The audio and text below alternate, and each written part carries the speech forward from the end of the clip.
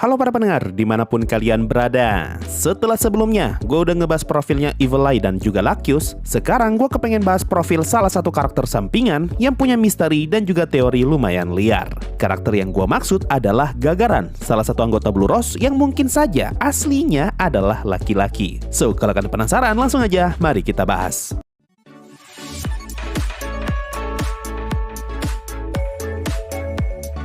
Buat yang tidak tahu, di dunia Overlord, terutama di Restize Kingdom dan juga Baharut Empire, jumlah nama seseorang bisa menjelaskan sedikit tentang backstory mereka. Biasanya, orang yang hanya mempunyai satu kata di namanya merupakan pertanda kalau itu adalah nama samaran. Contohnya Evil Eye yang merupakan nama samaran dari Kenofasis Infern. Nah, berhubung namanya Gagaran hanya satu kata, ini berarti Gagaran hanyalah nama samaran. Dan sampai detik ini, kita masih belum diberitahu siapa nama aslinya Gagaran. Informasi ini sejalan dengan apa yang ada di karakter sheet-nya Gagaran. Di sini tertulis kalau Gagaran menggunakan nama samaran dan sama sekali tidak ada yang tahu seperti apa cerita masa lalunya dia. Bahkan disebutkan dengan jelas kalau Gagaran adalah wanita yang penuh dengan misteri. Makanya Gagaran menyebut dirinya sebagai warrior wanita cantik dan juga misterius. Ini yang jadi alasan kenapa informasi pribadi Gagaran seperti hobi, tanggal lahir, dan juga tempat tinggal ditulis sebagai misteri. Meskipun informasi aslinya masih tetap dituliskan di karakter sheet-nya. Nah, dari semua karakter di cerita Overlord, cuma Gagaran doang yang deskripsinya dibuat seperti ini. Seakan-akan ada misteri besar yang coba disembunyikan oleh penulis. Perkara misteri ini bakalan gue bahas di akhir, karena gue punya teori yang lumayan liar, tapi teori ini memiliki dasar yang masih bisa diterima. Lanjut lagi, selain punya julukan wanita misterius, Gagaran juga punya satu julukan lain yang diberikan oleh Evil Eye, yaitu Musclehead atau otak otot. Di karakter sheet tertulis kalau Gagaran adalah perempuan yang mempunyai tubuh terlalu besar dan juga terlalu berotot, sampai-sampai ngebuat orang lain bertanya-tanya apakah Gagaran masih pantas disebut sebagai perempuan. Kalau di web novel, Climb sempat mendeskripsikan Gagaran sebagai seseorang yang tampak seperti batu. Kalimat ini tentu saja merefer ke tubuhnya Gagaran yang sangat kokoh sampai bisa disejajarkan dengan batu. Kalimat yang serupa juga sempat muncul di volume 5, yaitu ketika Climb bertemu dengan Evil Eye dan Gagaran di dalam penginapan. Di sini kita diberitahu kalau siapapun yang melihat Gagaran pasti akan kepikiran dengan kata boulder atau batu besar. Lalu di volume 12, Tia sempat menyebut Gagaran sebagai warrior wanita yang mempunyai tubuh bagaikan brick shit house atau rumah batu bata. Ini merupakan sebutan untuk seseorang yang mempunyai tubuh sangat berotot, mau itu di area dada, tangan, dan juga perut. Nah, di volume 5, kita diberitahu secara rinci bagaimana versi light novel mendeskripsikan tubuhnya Gagaran. Disebutkan kalau siapapun yang melihat lengannya Gagaran pasti akan teringat dengan yang namanya kayu gelondongan. Sedangkan leher yang menompang kepalanya mempunyai ukuran yang sama besar dengan paha wanita. Kepala yang ada di atas lehernya mempunyai bentuk persegi dengan dagu yang sangat berotot. Dan dia mempunyai tatapan bagaikan binatang karnivora yang terus mengamati sekelilingnya. Rambut pirang yang ada di kepalanya sengaja dipotong pendek demi kepraktisan, dan di balik bajunya tampak dada yang menonjol seakan-akan sengaja dipamerkan dengan bangga. Akan tetapi, dadanya sama sekali tidak tampak feminim dan lebih seperti otot dada yang telah diasah secara menyeluruh. Nah, deskripsi soal dada ini terhubung ke informasi di volume 7, di mana Gagaran sempat mendapatkan julukan sebagai Nobresse Just Pecs, yang berarti tanpa payudara dan hanya ada dada. Kita pun diberitahu kalau petualang yang membuat julukan itu hampir saja mati dipukul Gagaran. Kurang lebih seperti itu cara light novel mendeskripsikan fisiknya Gagaran. Kemudian di volume 12, Gagaran sempat ngomong kalimat ini, "Kau tahu, kau dapat melatih tubuhmu dengan pengalaman." Kalimat yang serupa juga sempat muncul di volume 6 ketika Gagaran pertama kali bertemu dengan Entoma. Disebutkan kalau Gagaran adalah veteran yang telah melalui ribuan pertemuan aneh, tapi baru kali ini dia mengalami hal semacam ini. Nah, kalau saja kalimat Gagaran di volume 12 benar, di mana dia melatih tubuhnya selama ini berkat pengalaman yang telah dia lalui, maka kalimat di volume 6 bisa menjelaskan kenapa tubuhnya Gagaran bisa jadi sebesar sekarang. Karena semua pengalaman itu memaksa Gagaran untuk terus melatih tubuhnya, entah untuk alasan bertahan hidup ataupun alasan lainnya. Kalimat ini mungkin saja bisa menjelaskan semua sindiran yang Tia lontarkan selama ini. Contoh di volume 6, Tia sempat menyindir Gagaran dengan ngomong, "Jadi darahmu ternyata merah juga ya, Gagaran? Aku pikir kau akan power up dan mulai mengeluarkan darah biru." Sindiran yang lain ada di volume 12, di mana Tia bertanya, "Apakah kau akan mulai berevolusi, Gagaran?" Nah, kedua sindiran tadi, kalau ditarik keluar konteks, mungkin saja bisa jadi indikasi kalau awalnya tubuhnya Gagaran tidak sebesar yang kita lihat sekarang, dan tubuhnya saat ini merupakan hasil dari latihannya selama ini. Sebagai seorang wanita yang punya tubuh sebesar ini, ngebuat Gagaran jadi sangat mencolok dan dikenal oleh banyak orang. Di web novel disebutkan kalau Gagaran adalah warrior yang terkenal karena berbagai alasan. Nah, menurut gua, ada maksud di balik kalimat tadi, yaitu terkenal karena berbagai alasan. Di mana Gagaran bukan cuma terkenal berkat penampilan dan juga kemampuannya, tapi dia juga terkenal karena kebejatannya. Contoh di volume 5, kita diperlihatkan Gagaran yang memanggil Climb dengan sebutan Cherry Boy, yang berarti laki-laki perjaka. Tidak peduli sekeras apapun Climb meminta kepada Gagaran, dia sama sekali tidak peduli dan tetap memanggil Climb sebagai Cherry Boy. Sedangkan Gagaran memaksa Climb untuk memanggil dirinya dengan sebutan yang lebih akrab. Makanya di anime, wajahnya Gagaran sempat kelihatan kesal ketika Climb memanggil dirinya dengan sebutan Gagaran sama.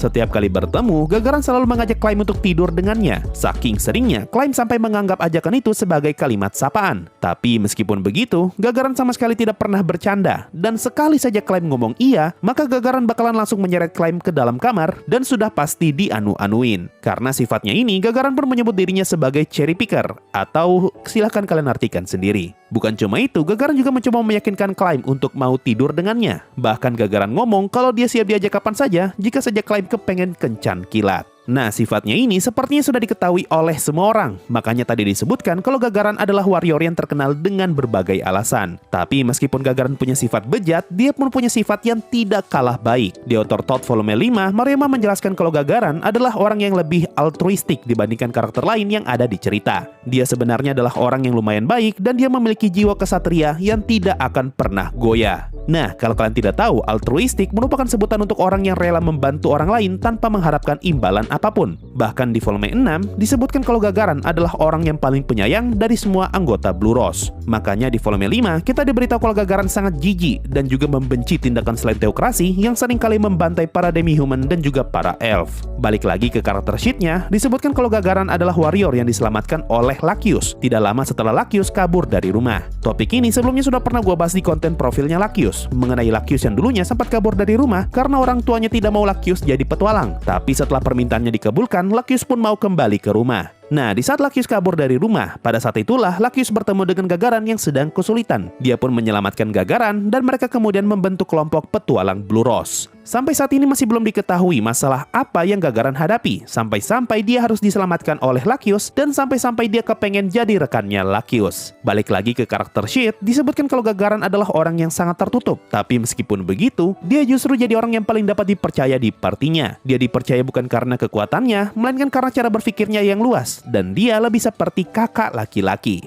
Nah, peran Gagaran sebagai kakak laki-laki bisa kita lihat di volume 5 ketika Evil Eye bercerita mengenai masa lalunya dan Gagaran sadar kalau Evil Eye tampak sedih. Dia pun mengeluarkan kata-kata yang membuat Evil Eye emosi dan mood Evil Eye pun kembali normal. Volume 5 juga menjadi awal di mana Gagaran menyebarkan kabar soal sifat cuninya Lakius, sampai-sampai ngebuat semua anggota Blue Rose salah paham dengan pedangnya Lakius. Di volume ini juga kita diberitahu kalau Gagaran dan Evil Eye sangatlah tidak suka dengan hal-hal yang merepotkan. Makanya ketika Lakius ketemuan dengan Rainer, mereka berdua malah nongkrong di penginapan. Nah, sebagai seorang warrior dan juga petualang Adamantite, Gagaran sudah pasti kuat. Di volume 2, Clementine ngomong kalau hanya ada 5 orang di Rest the Kingdom yang mampu bertarung melawan dirinya, dan salah satu orang yang dia sebut adalah Gagaran. Meskipun Clementine juga ngomong kalau tidak ada satupun dari kelima orang tadi yang mampu mengalahkan dirinya.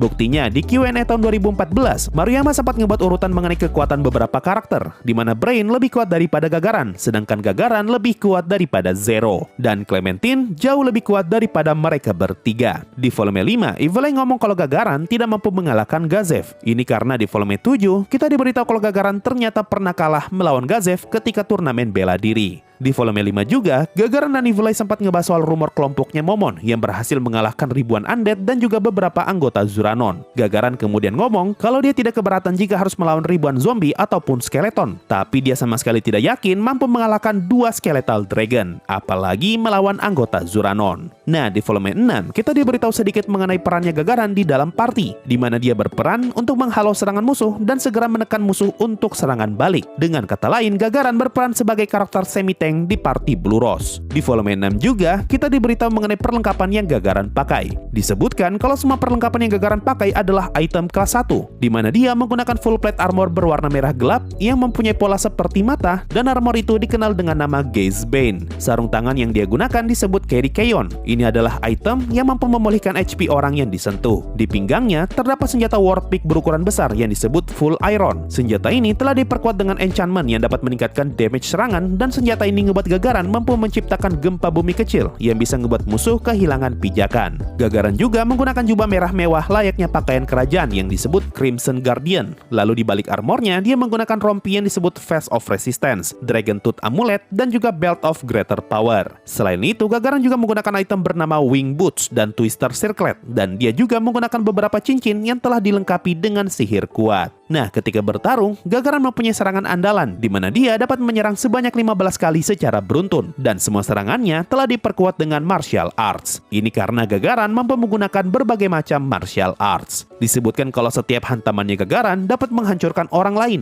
dan serangannya mampu menembus martial arts tipe pertahanan, yaitu Fortress. Tapi, mau sekuat apapun Gagaran, dia sama sekali tidak ada apa-apanya di hadapan NPC berlevel 100. Makanya di Season 2, Gagaran dan Tia sempat mati setelah terkena satu serangannya Demiurge. Namun berkat sihirnya Lacus, mereka pun dapat dihidupkan kembali. Nah, di Overlord selain NPC, semua karakter yang mati dapat dibangkitkan kembali dengan sihir. Namun sebagai gantinya, level mereka bakalan turun alias tubuh mereka menjadi lemah. Tapi meskipun begitu, Gagaran dan Tia malah memaksakan diri dan mereka tidak mau tinggal diam ketika invasi Jaldabaoth terjadi. Hasilnya, kita diperlihatkan mereka berdua yang langsung turun ke medan tempur, meskipun mereka baru saja dibangkitkan. Lalu masuk volume 10, kita diberitahu kalau Lacus sedang berlatih bersama Gagaran dan Tia untuk meningkatkan level mereka. Dan sampai saat ini, masih belum diketahui apakah levelnya mereka berdua sudah kembali seperti semula atau belum.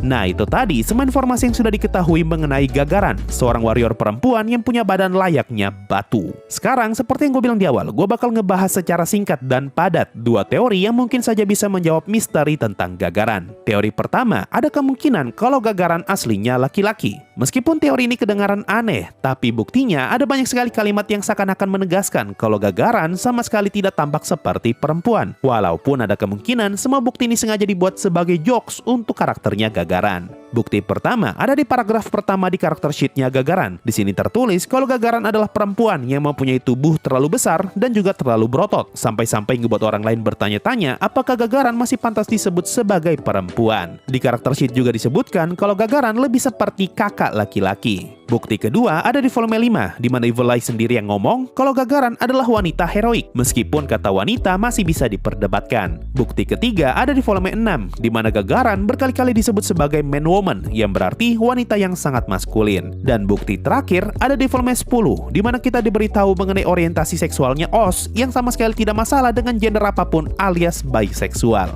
Lalu Oz ngomong kalau sosok ideal bagi dia adalah Gagaran, sedangkan tubuhnya Headhunting Rabbit terlalu kurus dan tubuhnya Gogin malah terlalu besar. Nah, kalau kalian gak tahu, Headhunting Rabbit dan juga Gogin adalah karakter laki-laki. Berhubung Gagaran disandingkan dengan mereka berdua, seolah-olah mau ngasih kesan kalau Gagaran juga adalah laki-laki. Nah, dengan semua bukti tadi, memunculkan satu kesimpulan kalau mungkin saja Gagaran aslinya adalah laki-laki yang berubah jadi perempuan. Jadi, alasan kenapa masa lalu Gagaran sangat misterius, karena Gagaran tidak mau bercerita mengenai masa lalunya ketika dia masih jadi laki-laki. Lanjut teori kedua, Gagaran bisa saja berasal dari suku penunggang Wyvern. Di volume 9, kita diberitahu mengenai keberadaan suku yang dapat mengendarai Wyvern. Dan kebetulan di karakter sheetnya Gagaran tertulis kalau dia memiliki kelas sebagai Air Rider, yang berarti pengendara udara. Nah, yang jadi pertanyaan, kenapa Gagaran bisa punya kelas ini? Padahal selama ini, kita tidak pernah diperlihatkan Gagaran yang menunggangi sesuatu ataupun mampu mengendalikan udara. Jadi teorinya, ada kemungkinan Gagaran berasal dari suku pengendara Wyvern, sehingga dia bisa memiliki job kelas Air Rider.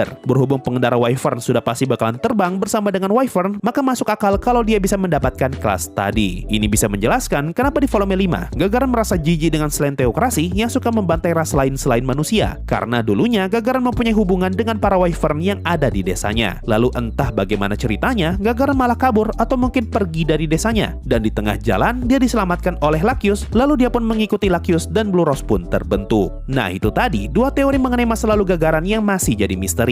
Perlu diingat, kalau yang gue sebutkan tadi cuma sekedar teori, jadi tolong jangan ditelan mentah-mentah. Sebenarnya, masih ada satu teori lagi yang bisa menjelaskan dua teori sebelumnya. Apakah Gagaran aslinya laki-laki, dan kenapa Gagaran bisa punya job kelas Air Rider. Teori ini lumayan panjang karena ada banyak banget bukti yang tersebar. Tapi kalau gue persingkat, intinya Gagaran merupakan salah satu anak laki-laki bangsawan dari Baharut Empire yang dikenal sebagai Okama, atau wanita transgender. Dan dia merupakan mantan pasukan udara Baharut Empire. Berhubung Baharut Empire punya pasukan udara yang mengendarai Griffon, maka masuk akal kalau Gagaran bisa punya kelas Air Rider. Teori yang satu ini lumayan panjang dan sudah disusun rapi sama Ziggy. Dia adalah orang yang paling suka ngumpulin berbagai macam informasi tentang Overlord dan dibagikan di Reddit. Kalau kalian tertarik, gue bisa bisa coba buat pembahasan sendiri mengenai semua bukti kalau Gagaran sebenarnya adalah laki-laki. Gimana pendapat kalian nih soal karakternya Gagaran? Coba tulis di bawah. Mungkin itu saja untuk video kali ini. Makasih semua sudah mendengarkan sampai di titik ini. Sampai jumpa di video berikutnya dan bye-bye.